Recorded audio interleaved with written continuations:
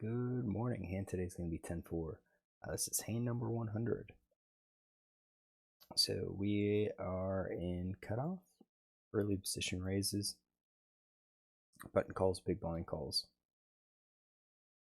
600 hands on this player, 34-18, 2% 3-bet. He's going to be raising 20% plus. It looks like he's playing about 25% in early position. I think that goes well with him with stats. Just kind of depends. Really, it's going to be the cutoff area. So this is what I put together, 25%. And question was kind of those last like 1% is what hands are we talking about? Are we extending it down to here? I'd probably say no. So that means then where do we extend it? Do we extend it like suited kings? Do we include more like the offsuit aces? And I think what I did is instead of including like king 7, king 8, I went ahead and said let's do the ace 9. I think for some reason players like the ace is better than like the kings, suited kings. So we're at 25%. I think this is pretty decent range. Next players are fairly tight. One's playing 20 or 12% VPIP with 9% pre-flop raise. The other's playing 11-11. Both of them have 200 hands plus. So this player at 12-9, he's on the button. You can see even on the button, he's only playing 17 hands. So this guy's going to be pretty tight. Pre-flop raise is looking at 9%. That's only 1 out of 11. So we don't have massive number of hands here, but I think it's enough to show that we are fairly tight, or that he is fairly tight. So we're looking at pocket pairs are definitely going to be called. It's going to be some of these Broadway hands are going to be called. And that's about it. You're not going to see a whole lot of gappers, suited gappers, one gapper, suited two gappers. You're not going to see a whole lot of suited aces. I don't think you'll see a whole lot of suited aces. Now we've got 3-bet at 8%. We've got 3-bet range. We got kings and ace king. I think based on his 8% 3-bet set, so 6 out of 80, I think that extends down to queens as well. So I'm going to do queens plus ace king is his 3-bet range, and then I think this is what I'm going to put together for his calling range. This is 11%, which is probably about right. Again, it just kind of comes down to some of those fringe hands. Are we including the suited connectors? Are we including those? Are we including like the king 10, queen 10? I did. We're going to go with this range.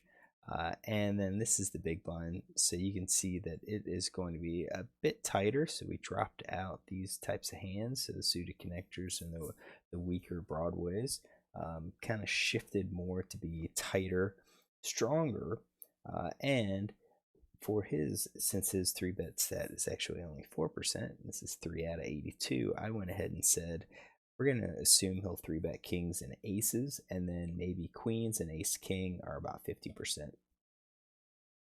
For this guy, we do have some notes that says call 2-bet from the blinds range ace queen.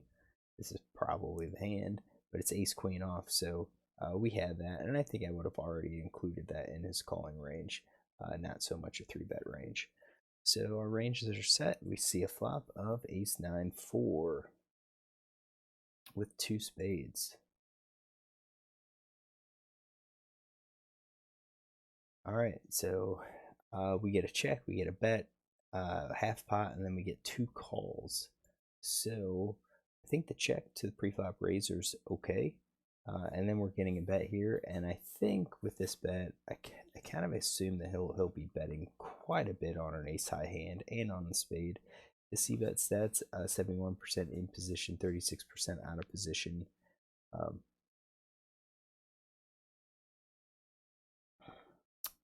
We don't have much on there, so we're going to say at least top pair plus. Let's see here. Let's color code it. We got at least top pair plus with a flush draw. That's 34%. I think we're going to need more. So I think probably the top pair below the top card isn't going to bet. I think typically they don't. I think they bet one and then they freeze when that ace comes out.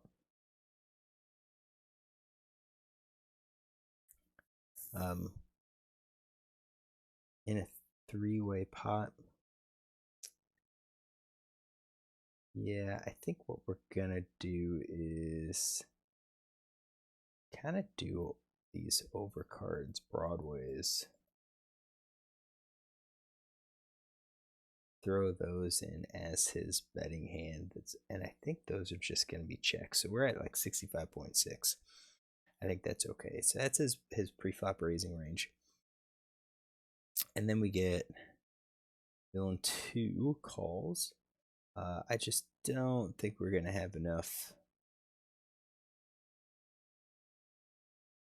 information to try to assess what his raise is, but I would say there's a chance that the set raises here. So we're going to say 50% chance that set would have raised.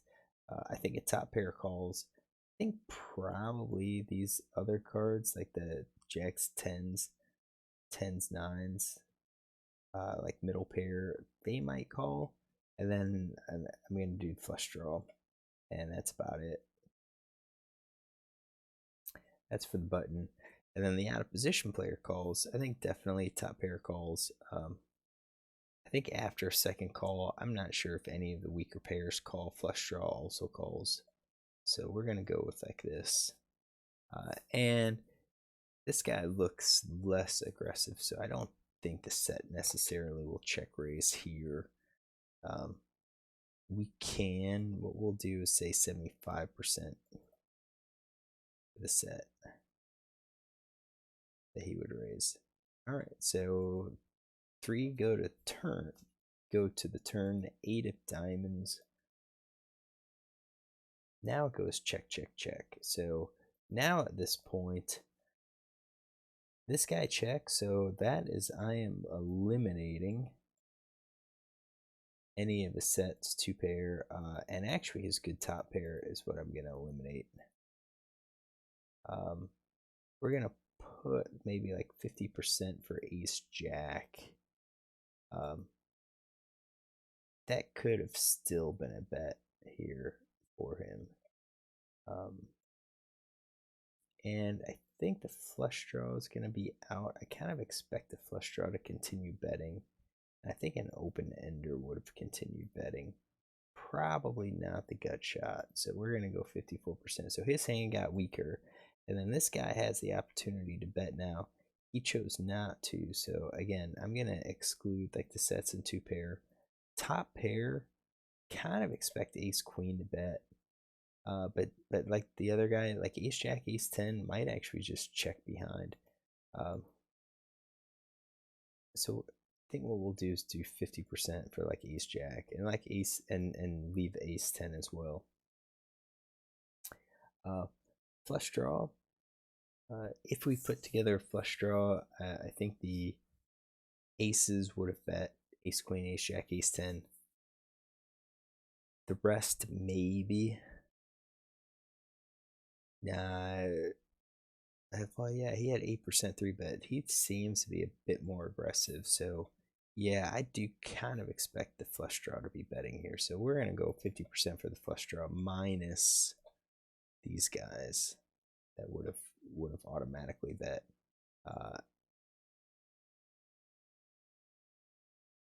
And then same. Oh, that is already the spade. All right, so we're going there. So we've narrowed it. So now, really, this guy's predicted to have a stronger hand, or at least he's got stronger ranges going in because he didn't. We expected him to check with his entire range on the turn, on the flop and turn. All right, 10 of diamonds comes out. Villain 4 checks. Villain 2 checks. So now once it goes check, check, it comes up to this player. This player, I think straights are going to bet. I think sets are going to bet. I think sets should bet. Top pair should go for some value with like ace king.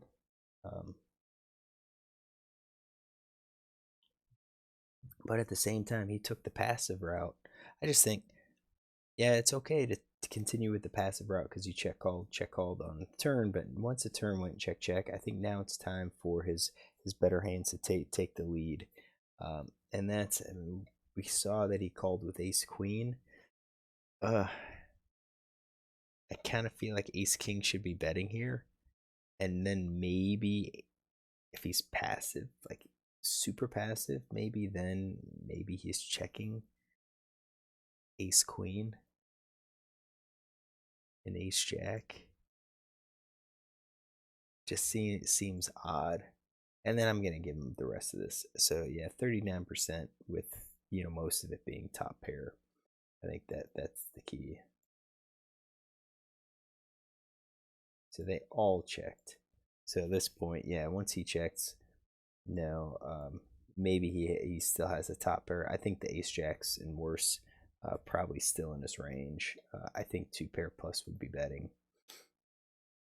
Same thing with this guy. I think probably this pair, maybe the ace jack continues to check. If he didn't bet the turn with ace jack, I don't really think he's betting the river here either. So, all right, so we see the showdown. So he shows ace 7, he shows ace queen, he shows those kings. So we're gonna look at that. I kind of dropped those out because that was kind of like the c bet. He does have ace queen. He shows ace 7, which didn't really have it in his range, but we have the ace jack. So in terms of like calling range, I guess calling with suited aces expands his range quite a bit. I guess what we can do is we're gonna, what was it, 2.5. We're gonna need to take some notes here. So RFI 2.5 big blind in yeah, he wasn't under the gun technically, was he? No, EP2. EP2 with king of hearts, king of diamonds. He is mid position 3-way. He bet 50%. Check, check on ace of clubs, 9 of spades, 4 of spades, 8 of diamonds, 10 of diamonds. All right, so that's that player. So let's talk about the hands. I think this was the slight surprise. Typically, players, when they have like these big pairs, big pocket pairs, on the flop, if the card comes out that beats their pocket pair, they tend to check. They tend to freeze. He did not. He continued, so that's a little unusual. In a 3-way pot, I probably would be checking. And the reason, because the callers, the tight callers, I kind of put it ace-x in their hand. They also have the pocket pairs, but you can easily check and still be ahead of all of those other pocket pairs. And by checking, you might encourage a hand like queens or jacks to call a turn bet. Whereas if you lead out here, queens or jacks probably would just fold. So either way, I do think you're probably going to go at least a street. You're going to call at least one street bet, depending on how it plays out. Like you're not gonna check and have a bet and then a raise and then call. That's just, I think that's, you're asking for trouble. A7, I mean, that really, in terms of how they played it, about the only one I think missed something was ace queen, and I think that was the bet on the river.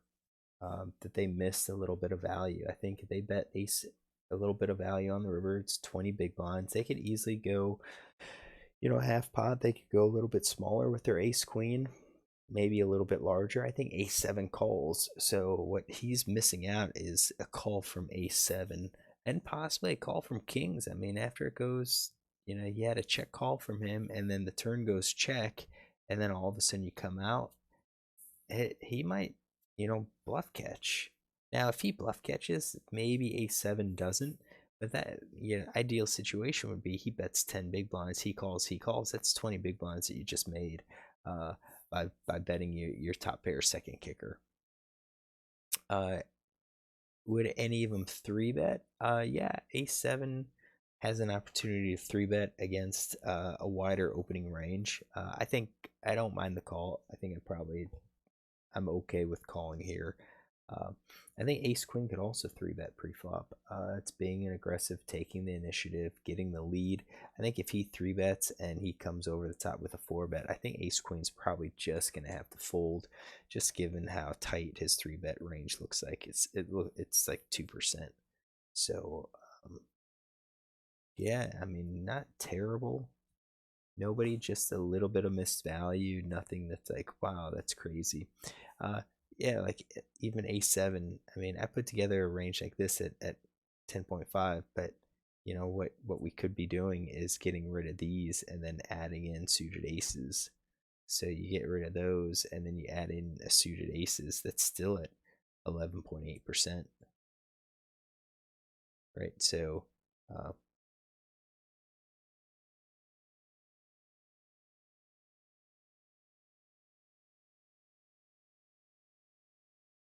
well, 12.4 once you get rid of it. But still, I mean, you could have those, and he may still even have these hands. Gets it up to 13, which, I mean, I guess is okay. I mean, it gets to 17, slightly bigger. I'm not sure if I would put suited aces in this guy's range, though. Not for like 11-11.